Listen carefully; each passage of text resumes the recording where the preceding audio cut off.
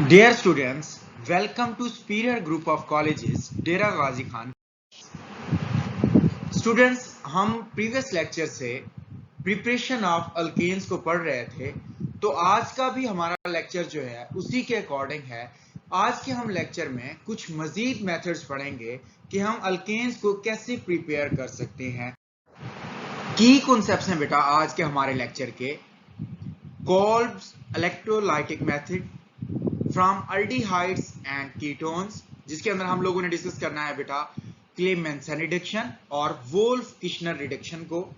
फिर उसके बाद है बेटा from Grignard reagent, and at the end जो है बेटा हम लोग डिस्कस करेंगे physical properties of alkanes. Now Kolbe's electrolytic method कि बेटा कोल्ब इलेक्ट्रोलाइटिक मेथड के जरिए हम लोग कैसे अल्केन्स को प्रिपेयर कर सकते हैं, हम ये पढ़ने लगे हैं। When a concentrated solution of sodium or potassium salt of a monocarboxylic acid is electrolyzed, an alkane is produced. This method is only suitable for the preparation of symmetrical alkanes. Those type of alkanes like RR, methane cannot be prepared by this method. क्या मतलब है इस बात का बेटा? वो ये कहता है कि जब कंसंट्रेटेड सॉल्यूशन ऑफ सोडियम और potassium salt of monocarboxylic acid को आप लोग इलेक्ट्रोलाइज्ड करवाते हैं। अब बात आती है कि इलेक्ट्रोलाइज्ड क्या है बेटा। इलेक्ट्रोलाइज्ड जो है वर्ड इलेक्ट्रोलिसिस से आया है। इलेक्ट्रोलिसिस का मतलब होता है जब किसी भी सॉल्यूशन में से इलेक्ट्रिक करंट को पास किया जाता है तो वो अपने अज्जा में तहलील हो जाता है, अपने अज्जा में डिवाइड हो जाता है। तो ये जो प्रोसेस होता है ये इलेक्ट्रोलिसिस कहलाता है। अब अगर आप क्या करते हैं, sodium salt of monocarboxylic acid को इलेक्ट्रोलाइज्ड करवाते हैं, यानी उसके ऊपर इलेक्ट्रिक करंट गुजारते हैं उसके सॉल्यूशन में से, तो वहां पे क्या होता है बेटा, अल्केन्स प्रोड्यूस्ड होते हैं। बात समझ आ गई बेटा। अब दूसरी बात है कि किस तरह के अल्केन्स प्रोड्यूस होते हैं बेटा। वो ये कहता है कि इससे सिमेट्रिकल अल्केन्स प्रोड्यूस्ड होते हैं, यानी दोनों तरफ से उसके अंदर जो कार्बन की तादाद होगी वो सेम होगी। जैसे उसने बेटा यहाँ पे आर आर कहा है, इसका मतलब ये हुआ कि ये जो अगर आर ग्रुप जो है ये है आपके पास मिथाइल है, तो इसके साथ यहाँ पे भी क्या लगा होगा, मिथाइल लगा होगा। ये जो है बेटा मीथेन, इससे आप प्रिपेयर नहीं कर सकते क्योंकि इसमें दूसरा भी कार्बन ऐड होता है, हाइड्रोजन ऐड नहीं होता। तो बेटा देखें जरा यहाँ पे, ये इसकी इलेक्ट्रोलिसिस है। ये है हमारे पास बेटा एक जनरल है, sodium salt of carboxylic acid है, इसका वाटर में इसको डिसॉल्व किया आपने, उसके बाद उसकी इलेक्ट्रोलिसिस करवाई। तो देखें बेटा ये एक आर था, जब इसकी इलेक्ट्रोलिसिस हुई चूंकि दो मॉलिक्यूल आप इसके यूज कर रहे थे तो ये आर आर बन गया, साथ इसके कार्बन डाइऑक्साइड बन जाएगा बेटा, ये CO2 बनेगा, ये कार्बन डाइऑक्साइड बनेगा। अब ये वाला Na और यहां से OH आएगा, वो सोडियम हाइड्रोक्साइड बनाएगा और साथ हाइड्रोजन गैस जो है वो लिबरेट होगी। बेटा इसका जब मैकेनिज्म पढ़ेंगे तो आपको सब समझ आ जाएगा कि कैसे one by one R R से अटैच्ड हुआ, कैसे कार्बन डाइऑक्साइड बना और कैसे सोडियम हाइड्रोक्साइड बना। अब आपने जो बातें यहाँ पे याद रखनी है वो ये है कि कोल्ब इलेक्ट्रोलाइसिस के जरिए आप लोग सिमेट्रिकल अल्केन प्रिपेयर कर सकते हैं।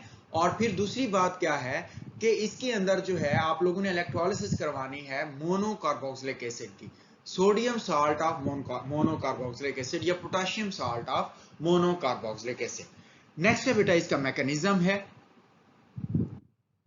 When potassium salt of acetic acid is electrolyzed, acetate ion migrate toward the anode, give the one electron to produce free radical, which decompose to give the methyl free radical and CO2.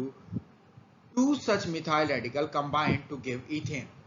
क्या कहता है बेटा वो इसमें, वो ये कहता है कि जब आप पोटेशियम साल्ट जो है या आपके पास सोडियम साल्ट है एसिटिक एसिड का, उसको इलेक्ट्रोलाइज करवाते हैं तो वहां पे एसीटेट आयन प्रोड्यूस होता है और वो एसीटेट आयन क्या करता है, एनोड की तरफ माइग्रेट करता है, वहां पे अपना एक इलेक्ट्रॉन देता है और क्या बना देता है बेटा, फ्री रेडिकल बना देता है। वो फ्री रेडिकल मजीद डिकम्पोज होता है और मिथाइल रेडिकल बनाता है। वो मिथाइल रेडिकल दूसरे मिथाइल रेडिकल के साथ मिलकर ईथेन होता है, है, ये देखें जरा बेटा इसका मैकेनिज्म। ये जो है बेटा, ये आप लोगों के पास है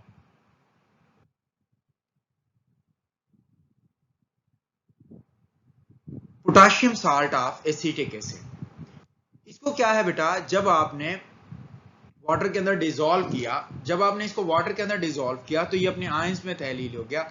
इसको कहते हैं बेटा एसीटेट आयन। इसको क्या कहते हैं बेटा, एसीटेट आयन कहते हैं। और ये बन गया पोटाशियम आयन। अब चूंकि इसके ऊपर बेटा जी नेगेटिव चार्ज है, तो ये क्या करेगा, ये एनोड की तरफ मूव करेगा।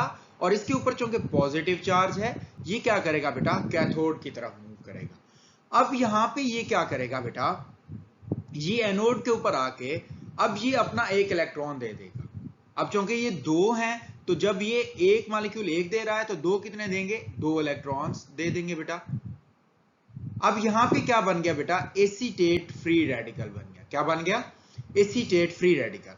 अब क्या होगी बेटा, यहां पे इसकी ब्रेकडाउन होगी। इधर से बेटा एक इलेक्ट्रॉन इस तरफ आएगा और एक इलेक्ट्रॉन क्या करेगा बेटा, यहां से इस तरफ चला जाएगा। अब देखें बेटा, एक इलेक्ट्रॉन इसके साथ आया, इसने इसके साथ मिलके एक बॉन्ड बना दिया। जब ये बॉन्ड बनाएगा बेटा, तो ये बन जाएगा कार्बन डाइऑक्साइड। और यहां पे 2 मिथाइल रेडिकल्स आपके पास बन जाएंगे।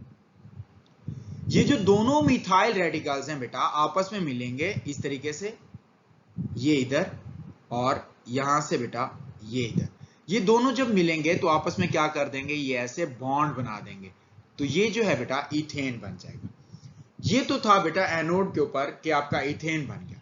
अब नेक्स्ट क्या होगा बेटा, ये जो दो इलेक्ट्रॉन्स थे, अब ये वाटर के साथ रिएक्शन करेंगे और यहां पे बेटा हाइड्रोक्सिल आयन बना देंगे और साथ हाइड्रोजन गैस बना देंगे। ठीक है बेटा।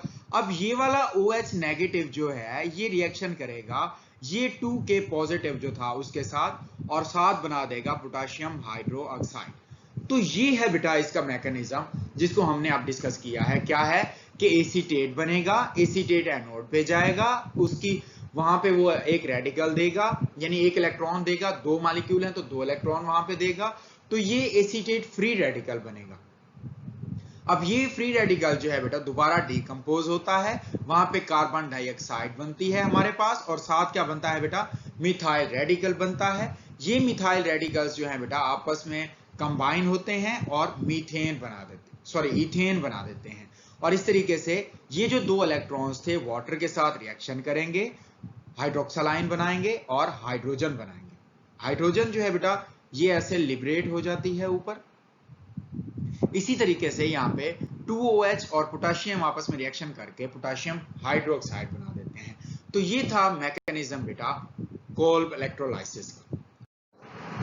नेक्स्ट मेथड है बेटा from aldehydes and ketones like carbonyl compounds. Aldehyde और कीटोन्स बेटा कार्बोनिल कंपाउंड्स हैं, तो इसलिए उसने आगे उसको कार्बोनिल कंपाउंड के तौर पे लिखा है। नेक्स्ट है बेटा Clemmensen reduction. In this reaction, ketone react with zinc amalgam and hydrochloric acid to form alkane. बेटा वो ये कहता है कि इस प्रोसेस के अंदर या इस रिएक्शन के अंदर कीटोन जो है बेटा वो जिंक अमलगम के साथ रिएक्शन करता है हाइड्रोक्लोरिक एसिड की प्रेजेंस में, और क्या बनाता है वहां पे, अल्केन बनाता है। ठीक है बेटा। अब बात आती है कि अमलगम क्या है बेटा। बेटा ये अमलगम जो होता है ये मरकरी का अलॉय होता है किसी भी मेटल के साथ। अब अगर जिंक अमलगम है तो इसका मतलब ये हुआ कि ये मरकरी का अलॉय है जिंक के साथ। बात समझ आ गई बेटा। अब रिएक्शन को देखें बेटा, ये कीटोन है। अब यहां पे ये जो है बेटा नेसेंट हाइड्रोजन है, ये आपके पास बेटा जिंक अमलगम है, और ये हाइड्रोक्लोरिक एसिड है। जब ये इसके साथ रिएक्शन करवाता है बेटा, तो ये जो C डबल बॉन्ड O है बेटा ये रिमूव होता है और इसकी जगह दो नए हाइड्रोजन्स लग जाते हैं। बात समझ आ गई बेटा। और ये वाला जो ऑक्सीजन है इस हाइड्रोजन के साथ मिलके आगे H2O बना देता है। बात समझ आ गई बेटा। क्या हुआ कि इस रिएक्शन के अंदर जस्ट आपने यही करना है कि आपने ये वाला जो C डबल बॉन्ड O है इसको हटा के इसकी जगह दो हाइड्रोजन ऐड कर देने हैं और आगे साथ जो है वाटर बना देना है। तो ये आपके पास जो है बेटा ये प्रोपेन बन गया है। ये क्या बना है? प्रोपेन बन गया है। इसी तरीके से नेक्स्ट है बेटा वोल्फ किश्नर रिडक्शन। यहां पे बेटा क्या है? Aldehyde react with potassium hydroxide and hydrazine change into alkanes. बेटा वो ये कहता है कि अल्डिहाइड जो है वो क्या करते हैं? पोटेशियम हाइड्रोक्साइड और हाइड्राजीन के साथ रिएक्शन करते हैं और क्या बना देते हैं बेटा? अल्केन्स बना देते हैं। अब वो कैसे बनाते हैं जरा देखें। ये देखें बेटा, ये है अल्डिहाइड, ठीक है बेटा, इसका नेसेंट हाइड्रोजन के साथ रिएक्शन है। ये बेटा है N2H4 हाइड्राजीन और ये क्या है बेटा? पोटेशियम हाइड्रोक्साइड है। यहाँ पे एक बात याद रखिएगा, यहाँ पे जो टेम्परेचर रखना है आपने वो 200 डिग्री सेंटीग्रेड। ठीक है बच्चे, बात समझ आ गई। अब होना क्या है बेटा इसके अंदर? अब ये होगा बेटा यहाँ पे कि यहाँ पे ये जो C डबल बॉन्ड O है इसकी जगह पे हाइड्रोजन ऐड हो जाएगा।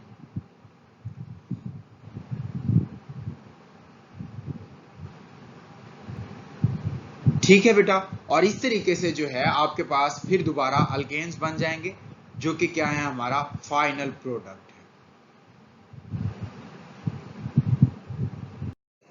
नेक्स्ट है बेटा from Grignard reagent, an alkyl halide react in anhydrous ether with magnesium to form alkyl magnesium halide which is known as Grignard reagent। बेटा अगर आपसे कोई पूछता है कि ग्रिग्यार्ड रिएजेंट क्या है तो आपने कहना है कि जब अल्काइल हैलाइड मैग्नीशियम के साथ एनहाइड्रस ईथर के अंदर रिएक्शन करता है तो जो रिएजेंट बनता है उसको ग्रिग्यार्ड रिएजेंट कहते हैं। They decompose on treatment with water or dilute acid to give alkanes। बेटा ये जो आपके पास ग्रिग्यार्ड रिएजेंट है ये क्या होता है? डीकंपोज होता है जब इसका रिएक्शन हो वाटर के साथ या फिर डाइल्यूट एसिड के साथ और अल्केन्स बनते हैं। रिएक्शन देखते हैं जरा बेटा। देखिए बेटा ये है अल्काइल मैग्नीशियम ब्रोमाइड, इसका रिएक्शन हुआ है वाटर के साथ और in the presence of dry ether, in the presence of dry ether. तो अब होगा क्या बेटा? अब ये होगा कि ये जो CH3 है इसके साथ ये हाइड्रोजन अटैच हो जाएगा, ये हाइड्रोजन इस CH3 के साथ अटैच्ड होगा और ये वाला जो OH है बेटा ये इस मैग्नीशियम के साथ दोबारा लग जाएगा। जब ये लगेगा इसके साथ तो क्या बनेगा बेटा? देखें, अब यहाँ पे 3 H थे, एक H यहां से लगा तो ये बन गया CH4 और यहां से मैग्नीशियम के साथ ब्रोमीन पहले ही था और हाइड्रोक्सल ग्रुप क्या लगा है बेटा? बाद में लगा है। तो इसके साथ ये वाला प्रोडक्ट बनेगा और इस साथ साथ क्या बनेगा बेटा? ये अल्केन बनेगा जिसको आप लोग मीथेन कहते हैं। इसी तरीके से बेटा एक और है जो कि हमारे पास क्या है बेटा? Ethyl magnesium bromide. अब इसमें क्या होगा बेटा? इसमें ये वाला जो हाइड्रोजन है ये इस इथाइल ग्रुप के साथ लगेगा, ये वाला जो हाइड्रोक्सल ग्रुप है बेटा ये इस मैग्नीशियम के साथ लगेगा। जब ये इसके साथ लगेगा बेटा तो अब चूंकि इसके साथ यहाँ पे 2 हाइड्रोजन है, एक नया आएगा तो यहाँ पे कितने बन जाएंगे? 3 हाइड्रोजन और ये बन जाएगा बेटा ईथेन और साथ में ये प्रोडक्ट बनेगा मैग्नीशियम, ब्रोमीन इसके साथ पहले ही था और नया क्या लगा है बेटा? इसके साथ हाइड्रोक्सल ग्रुप लगा है। तो इस तरीके से बेटा ग्रिग्यार्ड रिएजेंट के जरिए आप लोग प्रिपेयर कर सकते हैं अल्केन्स को। नेक्स्ट है बेटा physical properties of alkanes. Alkanes containing up to 4 carbon atoms are colorless, odorless gases, while pentane to heptane, heptadecane are colorless liquids. The higher member from C18 to onward are waxy solids, which are also colorless and odorless। बेटा वो ये कहता है alkanes जिनके अंदर 4 carbon atoms होते हैं वो क्या होती हैं बेटा? कलरलेस होती हैं और ऑर्डरलेस होती हैं, जबकि पेंटेन से हेप्टाडीकेन तक भी ये क्या होते हैं? कलरलेस लिक्विड्स होते हैं। पहले 4 कलरलेस गैसेस, पेंटेन से हेप्टाडीकेन तक ये कलरलेस क्या है बेटा? लिक्विड्स हैं और हेप्टाडिकेन से ऊपर, ऑक्टाडिकेन से आगे ऑनवर्ड, ये सारे क्या होते हैं बेटा, ऑर्डरलेस वैक्सी सॉलिड्स होते हैं। ये क्या होते हैं बेटा, कलरलेस ऑर्डरलेस वैक्सी सॉलिड्स होते हैं। पहली क्या है बेटा इसकी फिजिकल प्रॉपर्टी, वो ये है कि पहले 4 मेंबर जो हैं वो क्या होते हैं बेटा, आपके पास गैसेस होती हैं, कलरलेस ऑर्डरलेस। फिर 4 के बाद 5 से 17 तक ये क्या होते हैं बेटा, कलरलेस ऑर्डरलेस लिक्विड्स होते हैं बेटा। फिर C18 से आगे ऑनवर्ड जितने भी हैं ये सारे वैक्सी सॉलिड्स होते हैं, वो भी क्या होते हैं, कलरलेस होते हैं और ऑर्डरलेस होते हैं। Alkanes are non-polar or very weak polar, are insoluble in polar solvents like water, but soluble in non-polar solvents like benzene, ether, carbon tetrachloride। बेटा वो ये कहता है कि ये जो अल्केन्स हैं ये नॉन पोलर इन नेचर होते हैं या वीकली पोलर होते हैं, इसलिए ये पोलर सॉल्वेंट्स के अंदर इनसॉल्युबल होते हैं जैसे कि वाटर के अंदर, बट ये नॉन पोलर सॉल्वेंट्स के अंदर क्या होते हैं, सॉल्युबल होते हैं, जो कि हमारे पास क्या है, बेंजीन है, ईथर है, कार्बन टेट्राक्लोराइड है। थर्ड प्रॉपर्टी है बेटा, their physical constants like boiling point, melting point, density increase with the increase in number of carbon atoms, where solubility decrease with the increase in molecular size। क्या है बेटा, solubility decrease with the increase in molecular mass या molecular size। The boiling point increased by 20 degree centigrade to 30 degree centigrade for addition of each CH2 group to the molecule। बेटा वो third point के अंदर क्या कहता है, वो ये कहता है बेटा कि इनके जो फिजिकल कांस्टेंट्स हैं लाइक बॉइलिंग पॉइंट है, मेल्टिंग पॉइंट है या डेंसिटी है बेटा, वो इंक्रीज करते हैं जैसे जैसे नंबर ऑफ कार्बन एटम्स क्या होते हैं, इंक्रीज होते जाते हैं। क्योंकि बेटा जितने नंबर ऑफ कार्बन इंक्रीज होंगे फोर्सेस ऑफ अट्रैक्शन उतनी ज्यादा बढ़ जाएंगी। अब फोर्सेस ऑफ अट्रैक्शन जब ज्यादा होंगी तो डेंसिटी भी ज्यादा होगी, मेल्टिंग पॉइंट, बॉइलिंग पॉइंट्स भी क्या होंगे, ज्यादा होंगे। इसी तरीके से जब उसका साइज बढ़ रहा होता है तो उसकी सॉल्युबिलिटी क्या हो रही होती है, कम हो रही होती है। फिर वो कहता है बेटा कि अगर एक CH2 ग्रुप अगर आप ऐड करते हैं तो जो मेल्टिंग पॉइंट या बॉइलिंग पॉइंट में इजाफा होता है वो 20 से 30 डिग्री सेंटीग्रेड का इजाफा होता है। लेकिन बेटा एक CH2 को ऐड करने से कितनी फोर्सेस ऑफ अट्रैक्शन जो है वो इंक्रीज हुई।